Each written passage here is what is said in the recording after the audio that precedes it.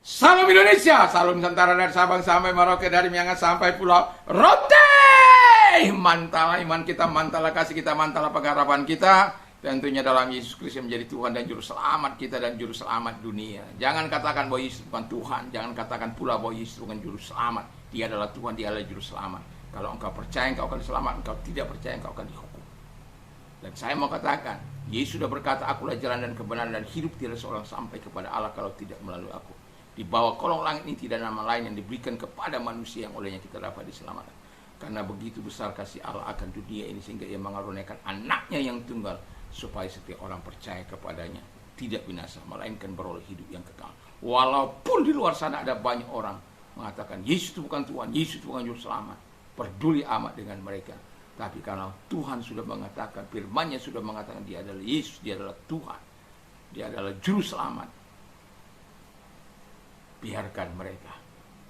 Karena satu kali mereka akan mempertanggungjawabkan setiap perkataan mereka. Dan kita tahu dia sudah datang dari surga untuk menyelamatkan manusia dan kembali ke surga. Dan nanti kedatangan kali yang kedua dia bukan lagi untuk menyelamatkan, tetapi sebagai hakim yang adil. Dan terpujilah Tuhan, janjinya kepada orang-orang yang percaya dan melakukan kehendak-Nya tidak akan mengalami hukuman yang kekal, tetapi mendapatkan kehidupan yang kekal di dalam Dia. Puji nama Tuhan. Saya ucapkan selamat malam bagi kita, dan kiranya kekuatan Tuhan, kekuatan firman, kekuatan roh, kekuatan doa, kekuatan iman senantiasa menyertai kita, sehingga ketika kita mau tidur kita juga tak lupa membaca firman Allah, mendengarkan firman Allah, dan sekaligus juga hidup dalam kebenaran, sehingga ketika kita istirahat di sirnya Tuhan selalu ada bersama dengan kita. Puji nama Tuhan, kita akan berdoa. Terima kasih Tuhan, biarlah Roh Kudus senantiasa ada dalam hidup kami untuk memateraikan Roh Kudus dalam setiap kami. Terima kasih, kami bersyukur dalam nama Yesus. Haleluya. Amin. Saya akan bacakan Efesus 1 ayat 13-14. Di dalam Dia kamu juga, karena kamu telah mendengar firman kebenaran, yaitu Injil keselamatanmu. Di dalam Dia kamu juga ketika kamu percaya dimateraikan dengan Roh Kudus yang dijanjikannya itu. Dan Roh Kudus itu adalah jaminan bagian kita sampai kita memperoleh seluruhnya, yaitu penebusan yang menjadikan kita milik Allah untuk memuji kemuliaan-Nya. Haleluya. Tuhan memberkati kita. Dan tema kita adalah Roh Kudus adalah materai Allah. Ketika materai Allah ada dalam kehidupan kita, ingat ini, ketika materai Allah itu ada dalam kehidupan kita, ya, materai Allah itu tadi katakan Roh Kudus adalah sebagai materai Allah. Kita menjadi milik Allah, maka kita akan menjadi milik Allah. Jadi kalau kita menjadi milik Allah, ya, siapa yang dapat menghancurkan? Kalau kita menjadi milik Allah, tentu Allah punya tanggung jawab untuk memelihara, melindungi dan menjaga kita. Kalau milik Allah, ya, kalau dalam bahasa Ibrani-nya dikatakan segula. Kita ini miliknya Allah, milik kesayangannya Allah lagi. Dan kalau kita menjadi milik kesayangan Allah, ya, berjalanlah dalam terang dan kebenaran itu. Dan kalau ada orang yang bermain-main dengan kita, biarkan Tuhan yang memberikan pembalasannya. Dan ingat, kau sebagai segulanya Allah, milik kesayangannya Allah, engkau akan dipertahankan. Karena engkau percaya, engkau bertobat, engkau hidup benar, dan engkau menerima Dia sebagai Tuhan dan Juru Selamat, sebagai master kita yang kita percaya seumur hidup kita. Ini penting, sehingga kehidupan kita adalah kehidupan yang mempermuliakan Tuhan. Jadi kalau udah menjadi milik Allah, ya jangan sombong dong. Kalau kita menjadi miliknya Allah, jangan tinggi hati dong, tapi tetap rendah hati dan tetap menyerahkan hidup dan melakukan apa yang baik dan benar, dan hidup taat kepada Allah yang mengasihi kita. Yang kedua, kata firman Allah, kita memiliki iman yang sejati. Wow. Jadi kalau Roh Kudus itu ada dalam kehidupan kita, kita akan memiliki iman yang sejati, bukan iman abal-abal, bukan iman tempe, bukan iman kerupuk, bukan, tapi iman yang sejati. Mengapa kita memiliki iman yang sejati? Karena Allah akan menolong kita untuk bertumbuh dalam iman itu. Karena Allah akan menolong kita dalam kerohanian kita, dalam kedewasaan menuju kepada kehendaknya, dalam kesempurnaan kepada Allah. Alkitab mengatakan, you shall be perfect just as your Father in heaven is perfect. Hendaklah kamu sempurna sama seperti Bapamu adalah sempurna. Sempurna dalam apa? Sempurna dalam kasih, sempurna dalam karakter, sempurna dalam kekudusan, sempurna dalam kedewasaan, maturity. Dan di dalam kedewasaan itulah iman kita bertumbuh. Iman kita akan melakukan hal-hal yang berkenan di hadapan Allah. Iman adalah dasar segala sesuatu yang kita harapkan dan bukti segala sesuatu yang tidak kita lihat. Ibrani 11 ayat yang pertama. Jadi kita lihat bagaimana pahlawan-pahlawan iman itu. Dan bagaimana hidup mereka. Dan kita sebagai orang percaya, mari torehkan histori kita. Tuliskan histori kehidupan kita, bahwa kita adalah orang yang beriman. Bagi generasi kita, bagi anak-anak kita yang sempat melihat, atau cucu kita yang mungkin, bagi mereka yang sudah punya cucu, bagi punya anak. Ya, banggalah kalau engkau sampai kepada generasi yang keempat, anak cucu cicit, ya, telah melihat. Wow, engkau itu sangat baik sekali imannya, wah, luar biasa. Kita ini takluk. Wah, kenapa? Iman itu ditunjukkan dari perbuatan-perbuatan, ditunjukkan dengan sikap-sikap yang baik dan benar, dan menunjukkan perbuatan-perbuatan Allah yang menyertai dirinya. Yaitu sesuatu yang sangat luar biasa. Ketika dia sakit misalnya, dia hanya datang kepada Tuhan, menyerahkan diri kepada Tuhan, dan Allah betul-betul bekerja. Dan ketika dia mendoakan anak cucunya berhasil. Wow, luar biasa. Itu hanya bisa kalau kita betul-betul memiliki materi Allah itu. Makanya Alkitab katakan dalam Markus 11 ayat yang ke-22, have faith in God, milikilah iman dalam Tuhan. Jadi kalau kita memiliki iman dalam Tuhan, itulah iman yang menyenangkan hati Tuhan. Yang terakhir kata firman Allah ialah kita, ini sudah pasti ini ya, kita memiliki kuasa. Sumber kuasa itu adalah Tuhan. Bukan sumber kuasa itu dari langit, ya. Sumber kuasa itu jelas dari Allah Israel, dari Tuhan itu yang menyertai kita ketika kita percaya. Sumber itu yang dipertanyakan oleh para rabi kepada Simon Petrus dan CS-nya itu. Dengan kuasa apa engkau, ya, menyembuhkan mereka?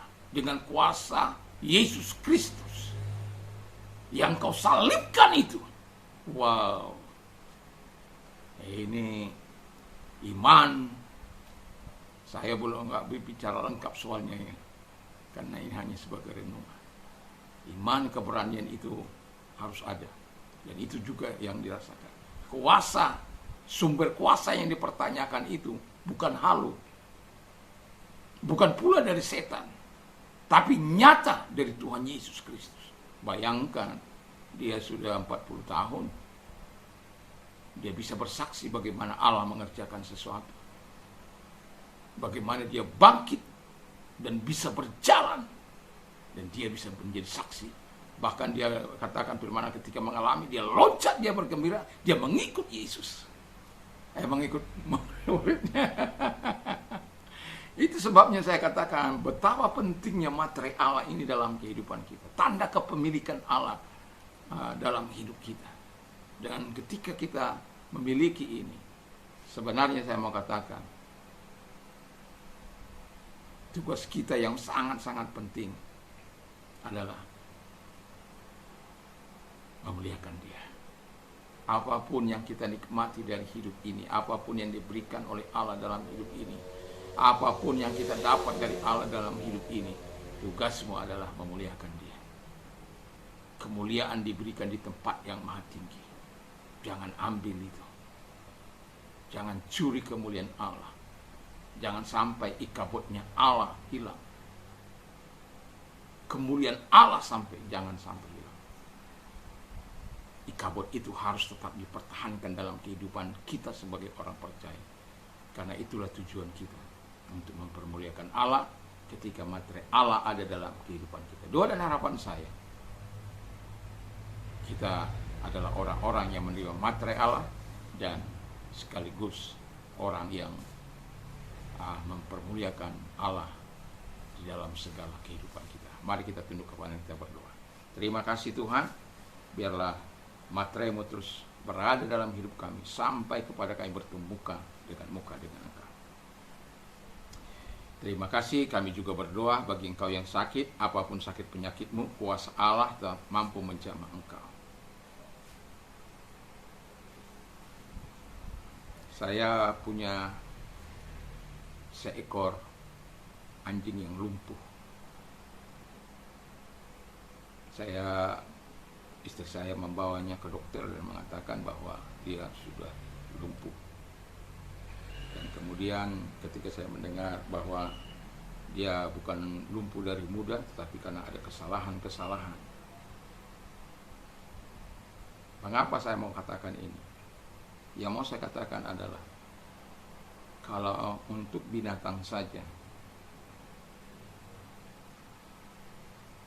Tuhan mau menjamah, dan kemudian setelah satu bulanan ini anjing saya bisa mulai berjalan. Setiap pagi saya memang menterapinya dan kemudian mendoakannya. Jadi setiap pagi doa, saya mendoakan, atau siang atau apa, saya mengatakan, karena saya sangat kasihan kepada anjing saya ini. Bagaimana sampai kalau dia sampai kepada besarnya, dia akan lumpuh. Dan Tuhan ini Tuhan yang baik. Saya mau katakan bahwa ketika engkau meminta sesuatu kepada Tuhan, apalagi tentang penyakitmu yang bersembuhkan, Tuhan sangat respon. Tapi pertanyaan saya selanjutnya adalah, apakah kita hidup dalam pertobatan yang sesungguhnya? Apakah kita sungguh-sungguh hidup menyenangkan hati Allah? Kalau engkau hidup dalam pertobatan, dalam menyenangkan hati Allah, saat ini engkau bisa dicamah oleh Tuhan. Kalau engkau orangnya, angkat tanganmu dan serahkan diri kepada Tuhan. Kalau engkau yang menyimpan dosa dan kejahatan tersembunyi, bertobat. Mari kita berdoa. Tuhan, angkat tanganmu, dan satu di tangan kanan ke arah Tuhan dan satu ke mana yang sakit. Dalam nama Yesus engkau melihat tangan-tangan mereka. Kau Allah yang tidak mengenal jarak, ruang maupun waktu, dan engkau mampu menjamah mereka dan menyembuhkan mereka. Dan itulah sebabnya dalam nama Yesus segala sakit penyakit yang mereka miliki, aku perintahkan keluar, hancurkan dengan kuasa-Mu, dan oleh bilur-Mu mereka sembuh, dan oleh kuasa-Mu mereka sembuh dalam nama Yesus. Terima kasih buat kesembuhan bagi mereka, sehingga akan ada orang-orang yang menyuratkan di halaman komentar kami bahwa Tuhan melakukan sesuatu yang baik bagi mereka. Terima kasih Bapa di surga, biarlah kasih-Mu dan kemurahan-Mu sama seperti seorang ibu yang dijamah oleh Tuhan. Dan kami terus akan berdoa supaya kesempurnaan, kesembuhan dari Tuhan datang dalam hidup. Dan kami juga berdoa kepada mereka-mereka yang menghadapi masalah yang berat dalam hidup mereka. Dan Tuhan, mungkin mereka mulai stres, mulai mengalami hal-hal yang tidak menyenangkan, tapi kami mohon kepada Tuhan, Kalau engkau orang yang membutuhkan pertolongan Tuhan, angkat kedua belah tanganmu, serahkan diri kepada Tuhan, hidup dalam kebenaran, hidup dalam janji Tuhan. Kalau engkau orangnya, mari angkat kedua belah tangan, kita berdoa. Tuhan, lihat tangan-tangan yang diangkat kepadamu, dan engkau menggenggam tangan mereka, dan engkau menolong mereka, menyelamatkan mereka, dan memberikan jawaban-jawaban yang mereka butuhkan di dalam nama Yesus. Kiranya pertolonganmu mereka rasakan, mereka nikmati, sehingga mereka memuliakan engkau dan berkata, terpujilah Tuhan yang menolong kami, mengeluarkan kami dari segala kesulitan kami. Terima kasih Bapa di surga, terpujilah engkau dalam nama Yesus, haleluya, amin. Selamat malam, selamat kita istirahat, dan jangan lupa sebelum istirahat berdoalah dan membaca firman Allah. Kiranya kita bisa tidur dengan nyenyak, besok pagi boleh bangun dengan tubuh yang segar, memuliakan Allah dan menyembah Allah. Tuhan Yesus berkati. Mantap, mantap, mantap.